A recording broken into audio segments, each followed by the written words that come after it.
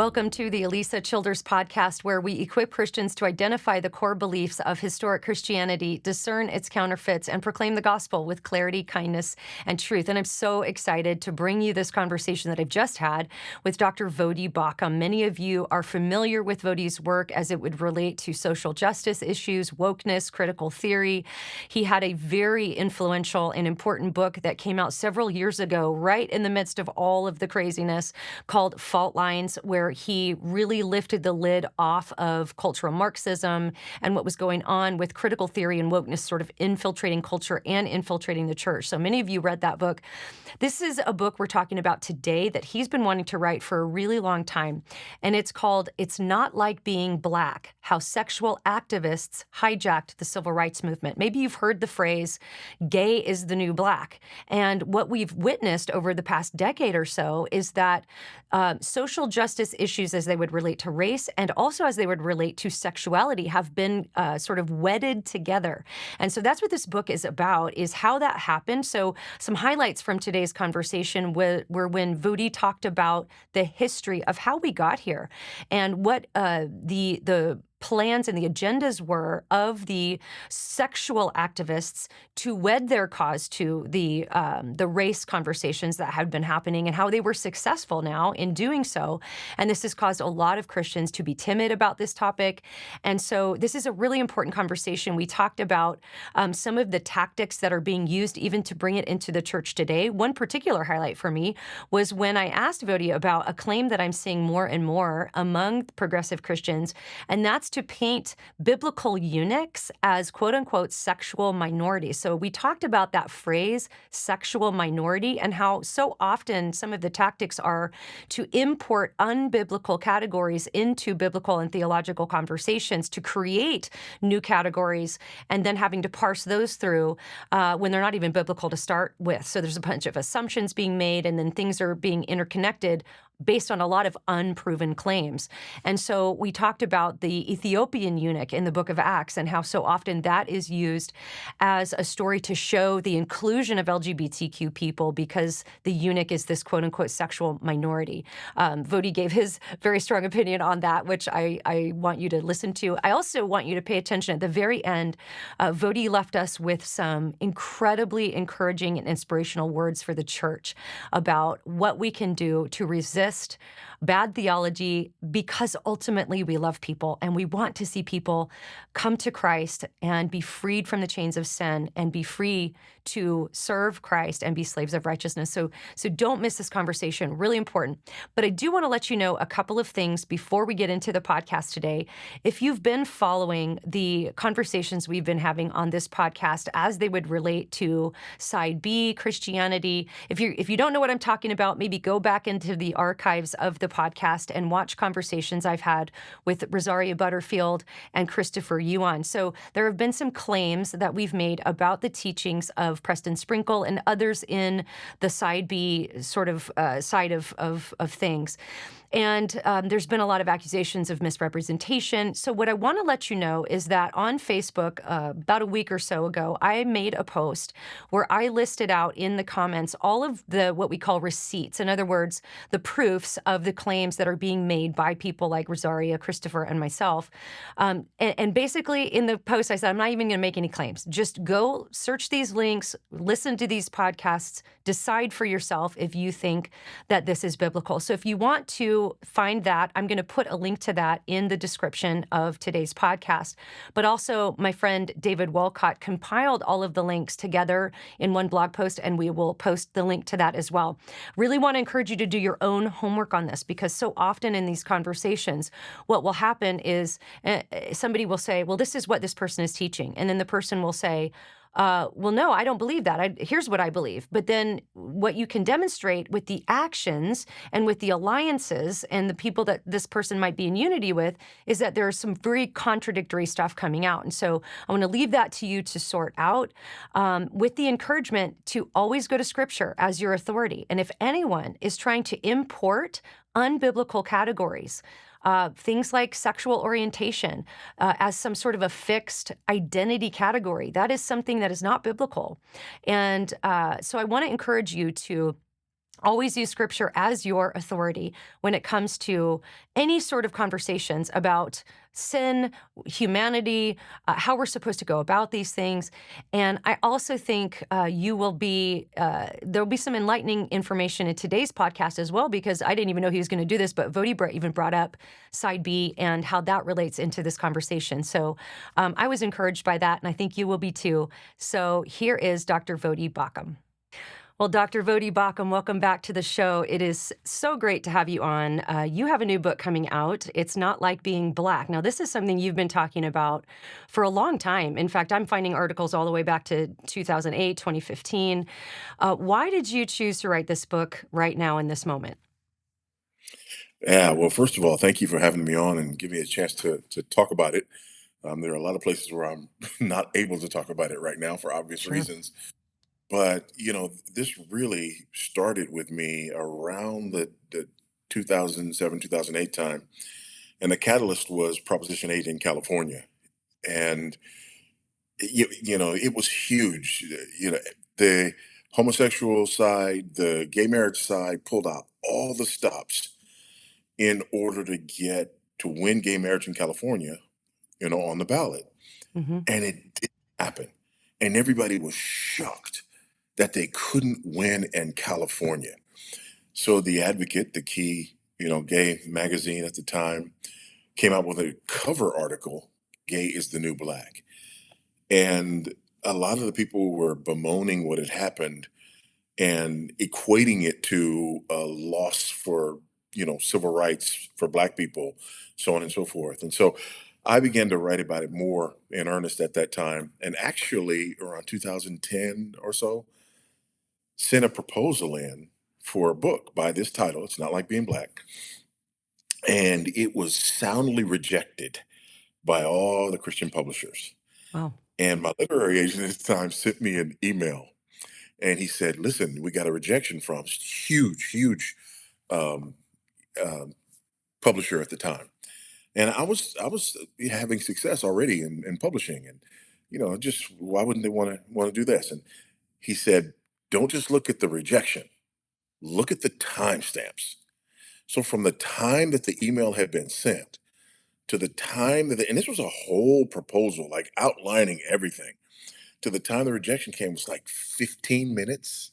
I mean, Wow. it was, Wow. like that. They were like, no. I don't think we're the ones, and everybody just sort of rejected it. Well, this was pre-Obergefell, and at that time, my whole angle was we need to wake up because this is coming, and if it comes, there are going to be terrible consequences. So fast forward, I write Fault Lines, dealing with the whole critical social justice movement, and even at that time, I'm talking about the fact that the social justice movement is like a train, and the racial justice movement is one of the boxcars, but there are other boxcars that are moving right along with the train, right? And one of them is this whole sexual minority, you know, sexual justice movement as well. So this is kind of a follow up. On the one hand, it's a cousin to what I wanted to write before Obergefell, and then it's a follow up to what I wrote in Fault Lines. So it's a long way around to Yeah. answer. That's kind of how we got here. Yeah, and around the time that you were writing Fault Lines, and even just a little bit before that, I remember when everybody was talking about social justice, but it was all of the conversation seemed to be surrounding race. And everything was about that. And even some of the compromises we saw the church making.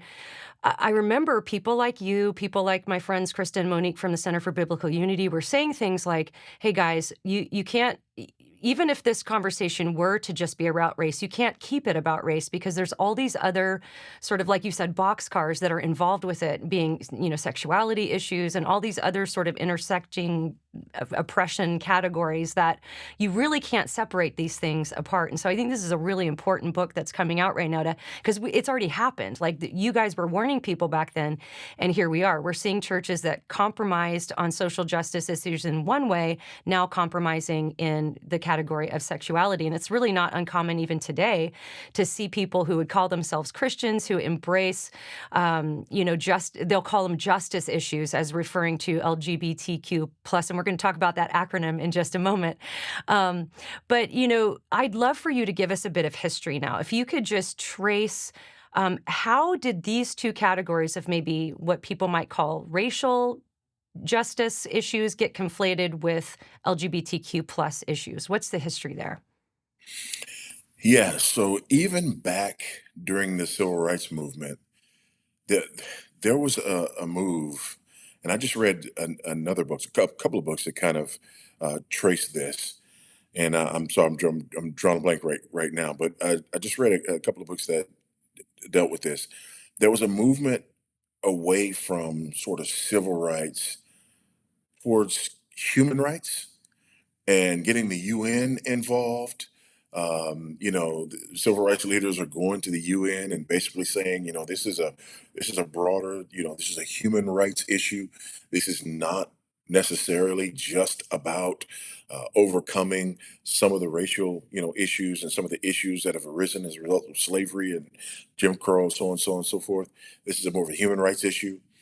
Even within the civil rights movement, one of Dr. King's primary speech writers, a guy named Baird Rustin. Baird Rustin, I quote him in the book. He was one of the spearheads behind the March on Washington, and again, a principal speechwriter for King. He said during that time and shortly after uh, that the new N words were gays, and that was the next front, in this Mm, movement. And there was a large group within the civil rights movement who was looking toward this direction even then. So you've got that piece of it. Then you also have, I cite a lot of stuff from a book that was written in 1989. It was published in 1989 called After the Ball. The subtitle of the book is How America Will Overcome Its Fear and Hatred of Gays in the Decade of the 90s. And it maps out and outlines a strategy. Again, you go back to 1989, what's going on in the late 80s? Well, that's the height of the AIDS crisis. And there was a tipping point during that time. On the one hand, people could have gone the way of, this lifestyle has brought a plague on us, right? The bathhouses in San Francisco and, all the radical, rampant sexual debauchery in the homosexual movement is what spread AIDS the way that AIDS spread. So that was one way it could have gone. Well, Kirk and Matson in their book basically say if we play our cards right, we can instead turn this into sympathy for us as a minority group, right? It's kind of the beginning of this whole "gay is the new black" strategy, if you will. And in the book, they outline the strategy. They have some sample ads in the back of the book, that they can use in different media and things like this. There were two Harvard professors, one in psychology and one in marketing, and so this became a very important part of the strategy for the official, gay rights movements. So it's had a lot of different iterations, but the seeds were planted a long time ago and have been germinating and growing and are now in full bloom. mm. Well, and I'm starting to see this term sexual minority, especially even among people who would call themselves Christians. Of course, this would be more in the realm of progressive Christianity. Talk about that term, because that is Yeah. something that we're seeing a lot right now where if somebody, and sexual minority would mean anybody who's just maybe not identifying themselves as cisgender, heteronormative, whatever the words are these days. But talk about that phrase and how that's kind of become a really popular phrase, and what does it actually mean? So the key to understanding that's a great question. And it's a very important issue. The key to understanding that is the flag. Mm, And if you look at the gay rights flag, which is the rainbow flag, right? There's a new one, and it's called the Pride Progress flag. That's the one with the chevrons, on the side yeah, of it, sort of angling inward. Well, if you look at the chevrons, you have white, pink, baby blue, right? So we're bringing in transgender, intersex, stuff there with those. But then the last two are brown and black. Whoa. What are those for? Well, those are for brown and black people. Well, what do brown and black people have to do with a flag that's supposed to be about 2S, LGBTQIA plus whatever? What does that have to do with it? Well, what that has to do with it is this gay is the new black argument. So the thinking basically goes like this. This is part of the civil rights, or this is part of the social justice struggle. In the social justice struggle, you got to understand that this is all about critical theory. This is all about neo-Marxism. This is all about the idea of the oppressor versus the oppressed. And it's all about the idea of cultural hegemony. So, cultural hegemony, that's the concept that the oppressor has set up ideas in the culture, not because they're right or true, but because these are the ideas that keep them in power and keep other people out of power, right? For the neo-Marxists, there is no God, there is no truth. Everything is just power dynamics. So in the world of power dynamics in the West, the oppressor is, white, male, heterosexual, cisgendered, able-bodied, native-born, Christians. And Christianity is the worldview of the oppressor. So people who identify themselves as sexual minorities are people whose sexual practices do not align with the Christian hegemony, right? There, Mm. and that's what that means. So all of this is code for oppressor oppressed dynamics. It's code for neo-Marxism. It's code for we're on the outside, but we're on the outside because we don't fit with Christian morality. That's why the brown and the black chevron are now on the Pride Progress flag. And so when you understand this, so for example, some of it doesn't make sense, and I have a couple of chapters on this on the alphabet. So lesbians and gays have historically, and I'm talking about the alphabet. You got LG, right? Lesbians and gays historically have not gotten along, and anybody who's been part of that lifestyle will tell you that historically there's been tension between you know homosexual men and homosexual women, and they're just no. But the other thing is that the both of them over the last generation have been making the argument that they need to be recognized because who they are is biological. So there have been brain studies, pheromone studies, twin study, all these studies basically trying to say we're born this way, this is our biology, and it is as immutable as race or ethnicity, right? So they've been going down that line. Now nothing has, verified that, but that's what they've been pushing. Well, then the T's come along and the transgenders say biology means nothing. So how do the people who say it's all biology and the people who say biology means nothing, how do they end up in a movement together? Well, the answer to that question, and then you've got intersex people who actually have a medical condition, right? They were born with ambiguous genitalia or something like this. It's an actual. How do they get lumped into this? Mm. The answer is this is about the oppressor oppressed paradigm. This is about the next phase, the next boxcar in the civil rights movement. I mean, in the critical social justice movement. That's what brings them all together.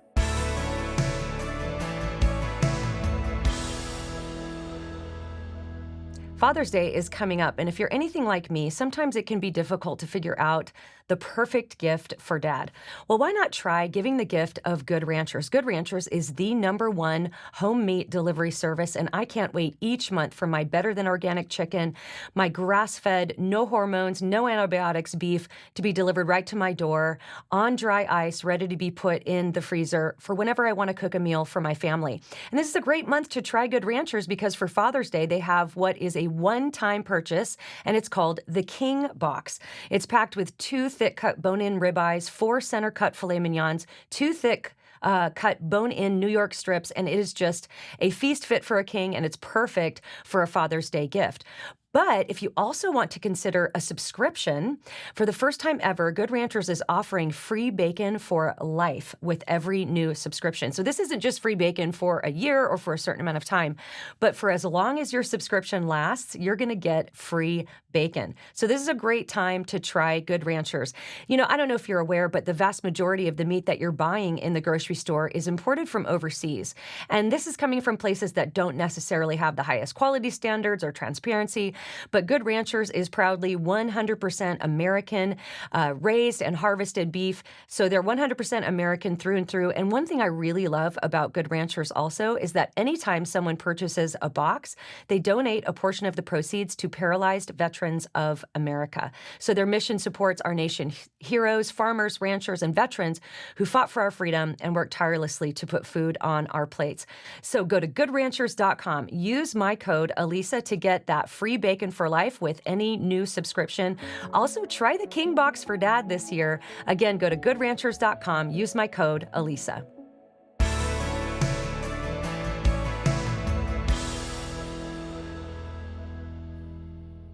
Now, I want to go back to something you said a moment ago when you were talking about how the Christian worldview is sort of perceived as the worldview of the oppressor. I'm Yes. curious how that plays out in other parts of the world, or even as it would connect to history, because obviously Christianity came out of the Middle East. There were not any white people around. So, how does that play out in other countries? And maybe how do they explain that history and then relating it with the oppressor worldview today? Well, see, here's the thing. Marxism's not consistent, right? Right. There's not just this sort of unified, Yeah. Marxist idea. It's just it's anti-authoritarian. So if you're in a different part of the world, the oppressor may look different, you know, but it's whatever the traditional culture is, you know. So, but in the Western world, at the end of the day, it's always Christianity, which, by the way, it's their way of acknowledging the fact that the West is built on the Bible. Western civilization is Christian civilization. And that's their way of acknowledging it. Now, you say that Western civilization is Christian civilization, by and large, and they go, "Oh, well, that's white Christian nationalism. That's terrible. That's not true, yada, yada, yada." But then when they start talking about their oppressor oppressed paradigm, who's the oppressor? Well, it's Christianity. Well, riddle me this, man. How can this not be Christian and at the same time the hegemonic power that you're fighting against is Christian? They want to have their cake and eat it too. They're just hoping that we don't pay too close attention. Yeah, yeah. I love what you have here in the book about how to bring that kind of sexual minority conversation into the church. You have 5 steps. I'm just going to read them through and then get you to comment on this because it's so true. This is exactly how we see this happening and coming into churches. So step 1 is change the name of the sin. For instance, sodomy became homosexuality and is now gay. Efforts currently are underway to change the terms pedophile and pederast to minor attracted persons. We've all seen that. Step 2, transform the behavior from a sin to an identity. Step 3, juxtapose that identity with the civil rights struggle of Black people and other minorities. Step 4, replace the Christianity of the Bible with an apostate version that picks and chooses rites, rituals, and morals to suit the new regime. And step 5, pretend to be surprised when other groups use the same tactics to try to normalize the unimaginable. I mean, that is such an astute observation because that's what I see when I'm dealing with progressive Christianity all the time. Comment on that and just expand that a little bit. That's such a good way to be aware of the tactics that are being used to bring this into churches. Yeah, that's how it happens. And the critical part of that, there's a couple of critical parts of that. One is the idea of language, right? That's very critical. We have to change the names of things in order to not think about them negatively.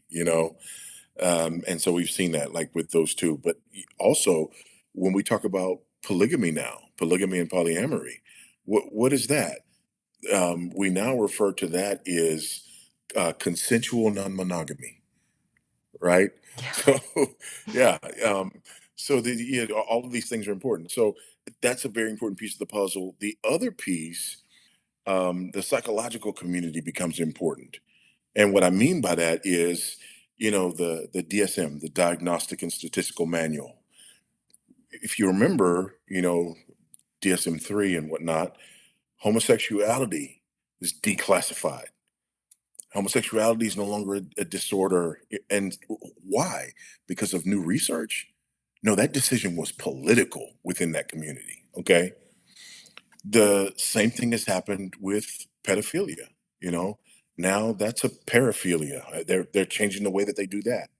In the DSM-5, the most recent one, we went from um, uh, gender identity disorder to gender dysphoria. Mm. So now it's not a disorder, it just it's just really confused feelings about it, right?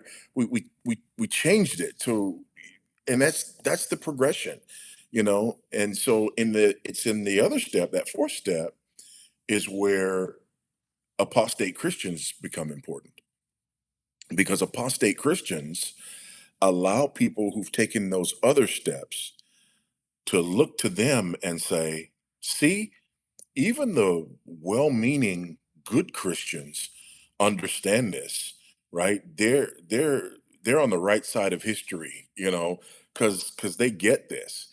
And of course, they deny every essential doctrine of the Christian faith. Yeah. But to these people, those are the real Christians, right? And they use them to sort of discredit the rest of us. So, and then of course at the end, everybody acts like, they're surprised. And so we've seen this over and over and over again. But here's the difference. It's happening so fast now. So if you look at the homosexual movement, we're talking decades, I mean decades. But if you look at transgenderism, it seems like it's been overnight Yeah. that we went to gender affirming care, and then we're treating children with puberty blockers, and all these other things, and it's very sinister.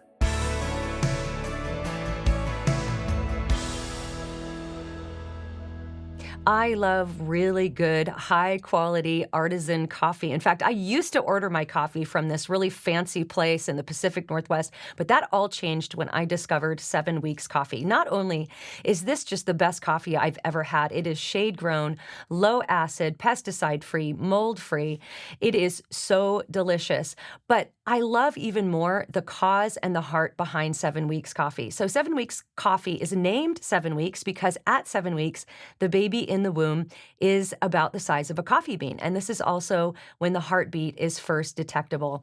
And 7 Weeks Coffee really puts their money where their mouth is, because with every purchase of 7 Weeks Coffee, they donate 10% to pro-life resource pregnancy centers all across America. They have partnered with over 850 pro-life organizations, and to date, they have raised and donated over $380,000 to pro-life groups. And these are primarily pregnancy centers. So not only is the ethic amazing, but they really apply that to their practices as well, because there are standards for fair trade coffee. 7 Weeks is even better than fair trade. It's actually direct trade. And they pay their workers, their farmers, over 300% more than the fair trade standards would even require them to do. So in every way, they are so above board ethically, and the product is so, so good. I'm a member of the Heartbeat Club, where I subscribe and I get my espresso beans through 7 weeks every single month. And I get so excited to get that delivered to my door. But you can try it without a subscription. Maybe you're looking for a host gift. You've been invited over for dinner. It's a great gift to bring a host just a pound of 7 Weeks Coffee. And then you can talk about the pro-life cause and the ethics behind 7 weeks. So if you want to give it a try, go to 7weekscoffee.com. Use my code Alisa to get an additional 15% off of every order when you subscribe. Again, that's 7weekscoffee.com. Use my code Alisa.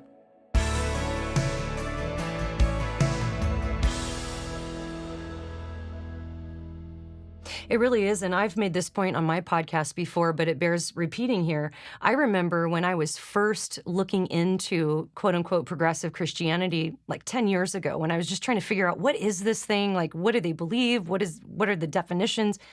And I remember it was around the time that people were talking about same-sex marriage, and it wasn't legal yet, but everybody was having those discussions in the progressive churches. And I remember people bringing up the point, well, if we bend on that, if we change the definition of marriage, polyamory is next, or something like that. And people back then in the progressive world were saying, "You're crazy. We will never go there. That would be you're just jumping the shark on this one." Well, fast forward 10 years, and anybody can just Google progressive Christianity and polyamory, and you can see how there is just a push to affirm that Yep. as a legitimate lifestyle or whatever. But I wanted to give our audience a real specific example, because this is one that I see pop up all the time among conversations among progressive Christians, and that's the Ethiopian eunuch and this whole conversation with sexual minorities. The Ethiopian eunuch is portrayed as a quote-unquote sexual minority, and so I'm going to read this to you, and I want to get your reaction to this. So this is from Q Spirit online. It's a progressive Christian theological pro-gay kind of website, and it says this: in contemporary usage, a eunuch is a castrated man, but it had a broader definition in ancient times. Biblical eunuchs can stand for all sexual minorities. Literally meaning the keepers of the bed, the eunuchs served and guarded the women in royal palaces and wealthy households. Their employers wanted to be certain that the eunuchs would not get sexually involved with the women that they were supposed to protect, so many eunuchs were castrated men, homosexual men, and intersex folk. Many, but not all, were both castrated and homosexual. And so then they swing it into Matthew 19, where Jesus is talking about eunuchs, and he says there are eunuchs who were born that way, and there are eunuchs who have been made eunuchs by others, and there are those who choose to live like eunuchs for the sake of the dominion of heaven. The one who can accept this should accept it. And they're basically trying to flip the interpretation of that to say that Jesus is affirming that LGBTQ people are born that way, that this is something that's in the created order. Would love to get your response to some of that. No. There are Nope. so many leaps in logic, right? Yeah, You start with the Ethiopian eunuch, and then you just, y- you know, it's question begging, first of all, because you're not proving, you're not going into the text and proving that they're talking about people who are, what we would, homosexuals, or you're not proving that. right. You're just begging the question. You're just saying, this equals that. And then after you've begged the question here, you take that to another text and you say, based on the question begging logic over here that I didn't prove, that I'm getting you, I'm hoping that you accept it even though I didn't prove it. I'm now going to bring it over here and I'm going to apply it to this text and put it in Jesus' mouth. And then I'm going to say, see, Jesus agrees with me. I mean, the logical fallacies are almost too numerous Yeah. in that you can't get there from here. But the other problem is the Bible very clearly refers to homosexuality as sinful. So even if what you're saying is accurate, or that would mean that you're arguing that this sinful behavior now all of a sudden is no longer sinful. Yep. So we've got the Bible contradicting itself. So it doesn't work Right. in so many ways. It just doesn't work. Right, and even it just seems too, they're just constantly trying to import that oppressed versus oppressor narrative, that they would view this eunuch as, bringing in that justice language of oppressed versus oppressor as a sexual minority, somebody that's oppressed because of the fact that they're a eunuch or this or that. Again, like you said, there's just so many assumptions being made that aren't really being proven out by the worldview of the context within which the eunuch was living and all of that. So, yeah, I wanted, that's one I Yeah. see a lot. So I just wanted to address it with our But audience. that's that side B. That's the whole side B. And I don't spend a lot of time with the side B. For those who may not be aware. Side A, you got Matthew Vines, right? He's sort of the champion of side A, and he's the whole. There's only 6 verses in the whole Bible, that deal with homosexuality, and if you can answer these 6 verses, then homosexuality is fine, gay marriage is fine, and he does a bunch of theological gymnastics to get there. Side B basically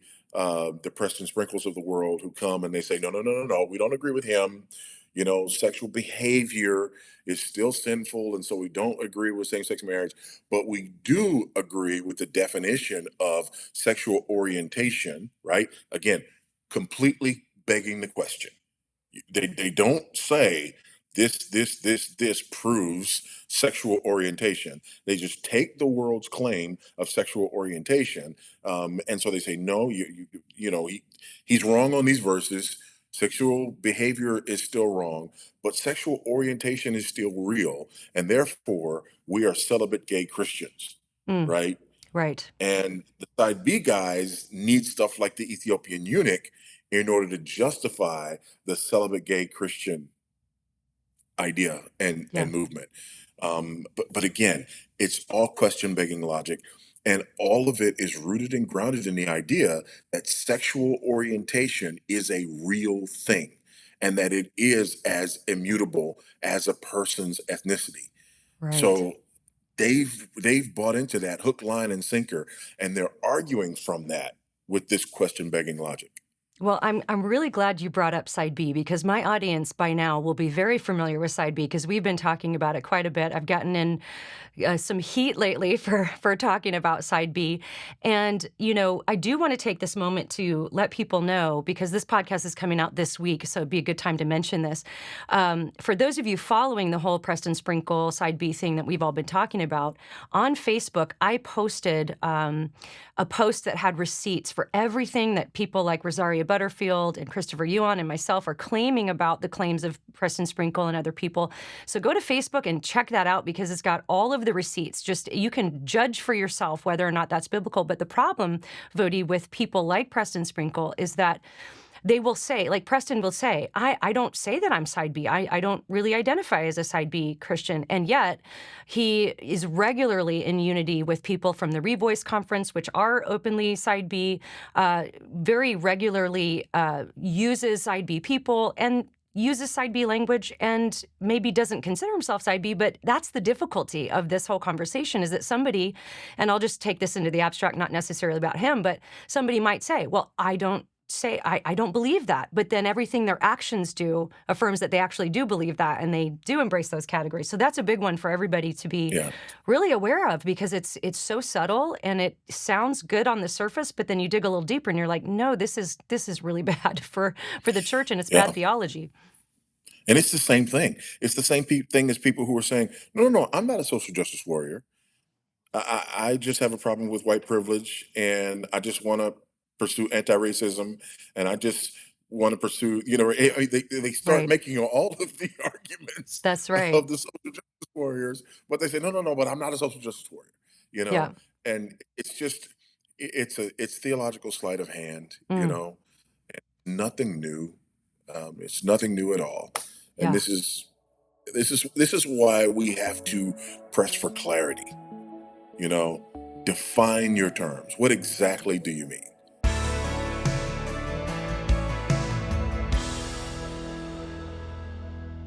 Impact 360 Institute is where the next generation is inspired and equipped to know Jesus more deeply, be transformed in their character, and live with spirit-empowered influence. And I love being on the faculty at Impact 360. This year, I will be at their 1-week Propel experience, their 2-week immersion experience for students, and I also love getting to go every year and teach the fellows of their 9-month gap year fellows program. So Impact 360 prepares the next generation of leaders who follow Jesus through residential community-centered experiences for 15 to 25-year-olds. Now, this all happens at their absolutely beautiful campus that's about an hour outside of Atlanta, Georgia.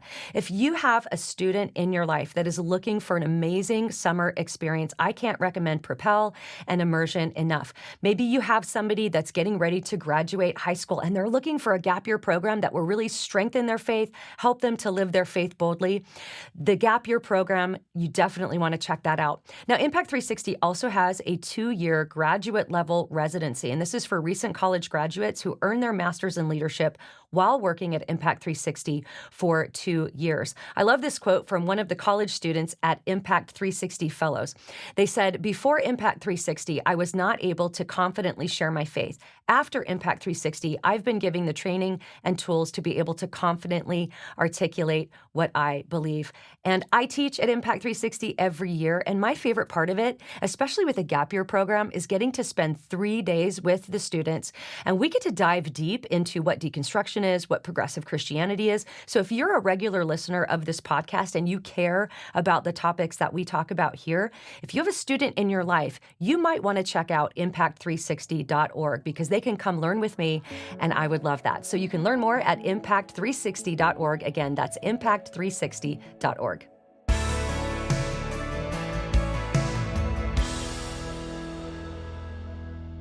Well, I want to go back to something you talked about a little earlier with the ever-growing acronym. You kind of started in talking about how the L and the G kind of had some tension, and then came the B and then the T. This was so interesting to me because you talked about the L and the G being rooted in biology, and that was kind of the original. But then we get into the bisexual, and in your book you quote Shiri Eisner, I believe I've said that right, who's a bisexual activist, and she suggests asking yourself the following questions to determine if you're a bisexual. And every single one of these questions is complete feelings based. There's nothing in Yeah. biology.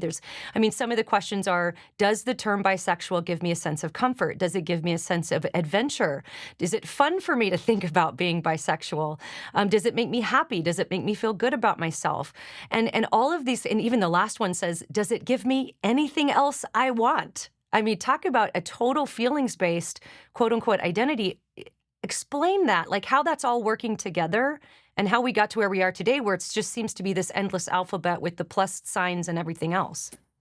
Yeah, the plus, that's that Acts 17 to an unknown God, in case we missed anybody, Mm, Um, I, that whole section, and the reason that I'm putting that in there is because I want to make the point that number one, this is not factual, right? The idea of sexual orientation, this is not factual. When you look at the definitions, even from the psychology and psychiatry community. The definitions are all over the place. It's not factual. It's nothing that you can measure, right? It's not observable. It's not measurable. It's not repeatable. In other words, it's not scientific, right? Um, but that doesn't matter to these folks because anybody who claims an orientation will be allowed to claim that orientation.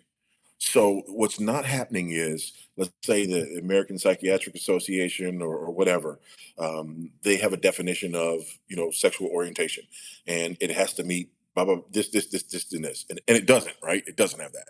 But if they did, then what would happen is people would be declaring whatever orientation they have, and this group would have to be gatekeepers and say, no, this is because it's observable and it's measurable, and that's not because it's not observable and it's not measurable.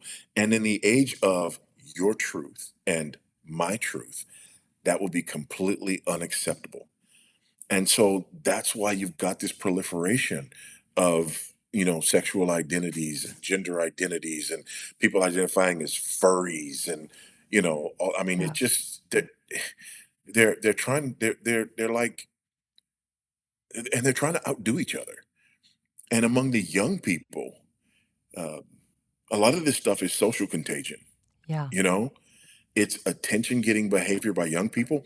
It's attention getting behavior by many parents, especially with a lot of the young trans stuff. This is attention getting behavior by parents. It's attention getting behavior by kids who've been marginalized. And I don't mean that in the way the social justice movement means.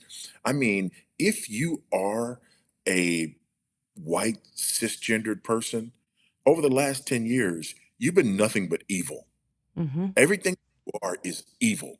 You have privilege, you're an oppressor, but if you identify as a sexual minority, all of a sudden you went back to the top of the totem pole. That's right. you know? Yeah. So, I mean, there's a whole lot of sleight of hand going on. We're being lied to. New study just came out. I'm sure you've heard about it. It was NIH, published a story on their website where people who have undergone gender affirming care and done all these surgeries and everything, they're 12 times more likely to commit suicide. Wow. Yeah. 12 times more likely. And the conclusion of the study is not, we've been wrong, we're going to stop, we need to change course. The conclusion is, we need better psychiatric follow up. Wow. Man. Just denial. Denial. Well, you talk about some propaganda strategies that are being used, and one of the ones that really stood out to me is this concept of jamming, where it says, uh, during which it would be particularly important to accuse religious people of bigotry and hypocrisy. Talk about jamming, and then also how that is making its way into the church, because that was a very eye-opening section in your book. Yeah, so that goes back to the after the ball strategy, Kirk and Madsen, the two Harvard professors, that 89 book. And they outline this strategy of propaganda, and they're clear about the fact that it's propaganda. And it's three steps: desensitizing, um, simple enough, right? Just get the images out there, get people used to seeing it over and over and over again, and the outrage lessens, and then the outrage goes away. Jamming is the idea of confusing people. It's the idea of taking somebody who's opposed to homosexuality, to same-sex marriage, or trans, whatever, and identifying them and equating them with Nazis, skinheads, bigots, terrible people, right? You keep saying over and over and over again, that this is gay bashing, that this is hatred, that this is homophobia. You keep doing that over and over and over again. And eventually what happens is, when people are about to oppose, that's the image that comes into to their mind. And it sort of jams up the works, so that in the church, for example, when you hear a message about homosexuality, it starts unlike the message on any other sin the Bible condemns. I mean, imagine this, Alyssa. I'm about to preach a message on adultery. And I start my message by saying, listen, God loves adulterers. I have friends who are adulterers, right? And before we begin, I just want to say that nothing is in this sermon is to be construed as me just condemning adulterers. And nobody would start that sermon that Right. way, or any other sin. But when it comes to homosexuality, sermons die the death of 1,000 qualifications Yeah. because we've been effectively jammed. And we know that the people that we're talking to have been effectively jammed. And that the minute we bring up this subject, they're going to have images in their mind. They're going to have ideas in their mind about Nazis and skinheads and terrible, hateful people. And so we've got to make sure that we soften that blow. The last step in the process is conversion. And conversion is not, turning somebody into whatever sexual minority. Conversion is taking people who oppose and making them allies. By the way, a lot of people don't know, but that's the A in the acronym. The A in LGBTQIA plus, whatever, the A is for allies. So you turn people into allies, you get them on your side, and they help you with your jamming of whoever's behind. Hmm. So what can the church do going forward? Because it's such an interesting tactic to marry these two things together. Because if you marry the LGBTQ thing to the race conversations, well, nobody wants to be a racist, nobody wants to be a bigot or a prejudiced person, and so it sort of sets you up to want to soften the blow.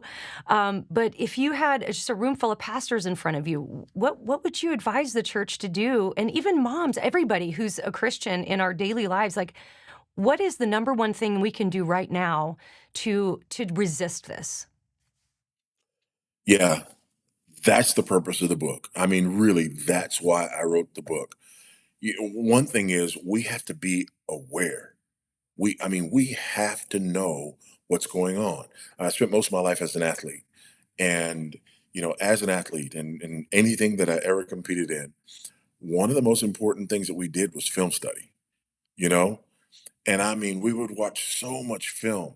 We would watch film of, our practice. We'd watch film of our opponents.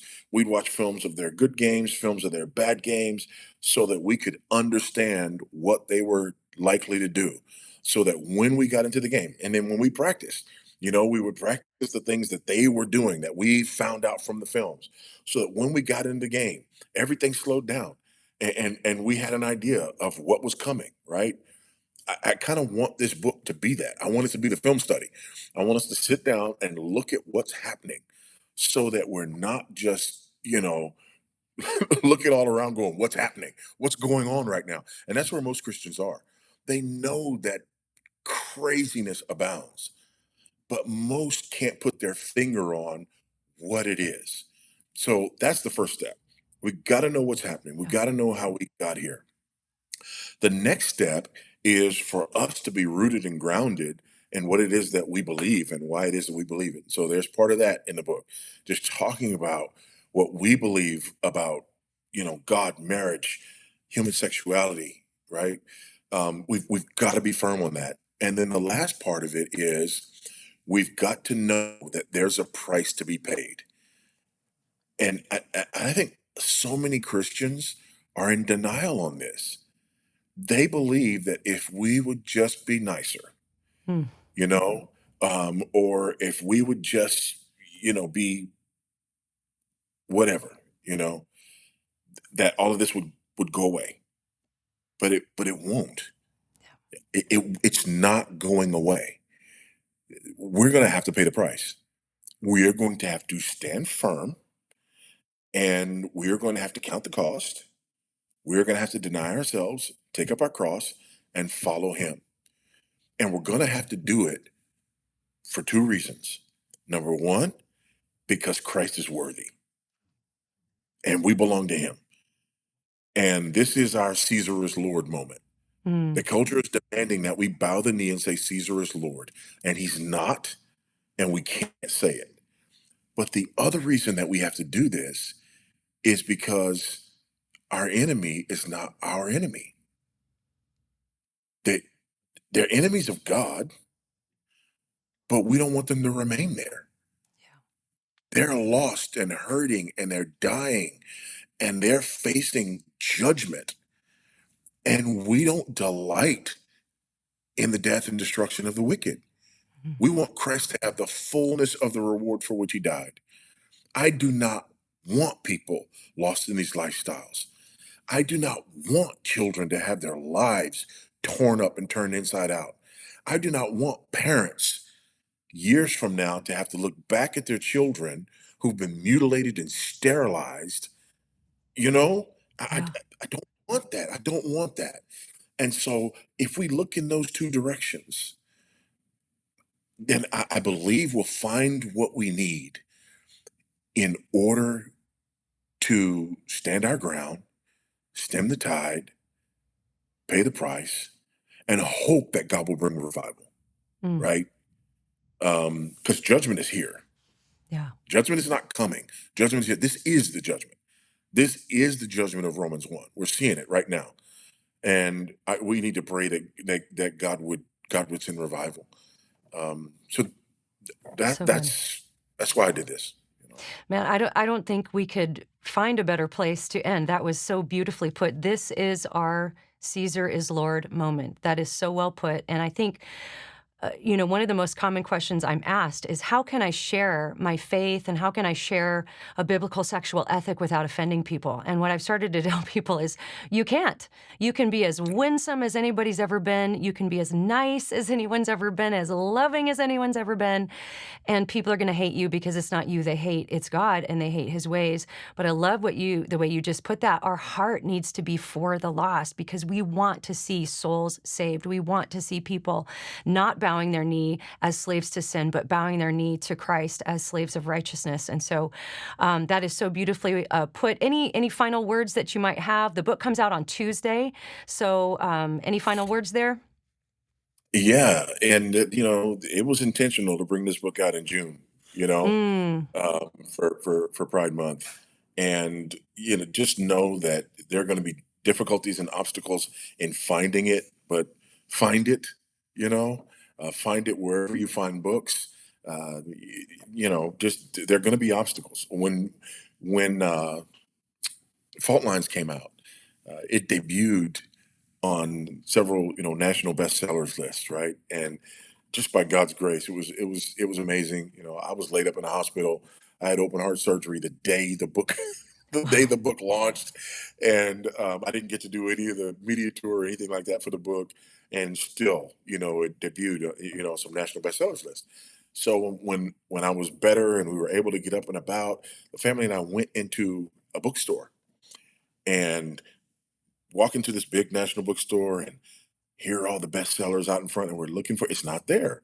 We go on the other side, we're looking in the alphabetical, on the religion section, it's not there. I go up to the front, I say, hey, do you guys have Fault Lines?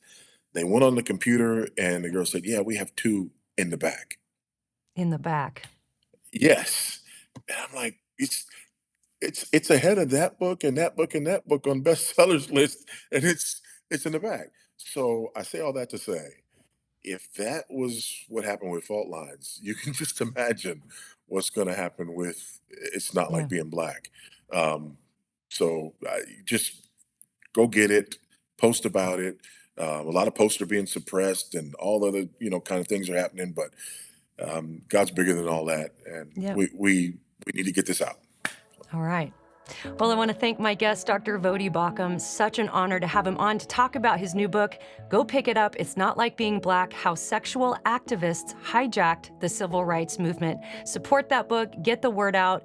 Do your part. You can always share on social media. Even if you see somebody post about it, clicking like and giving a comment will help with those algorithms. And as always, subscribe to our YouTube channel. Click the bell icon to be notified every time we release a new video. Leave reviews on the audio platforms. All of that helps get the word out, especially when things are getting shadow banned these days. And let's remember, as we pursue Christ, to keep a sharp mind, a soft heart, and a thick skin. We'll see you next time.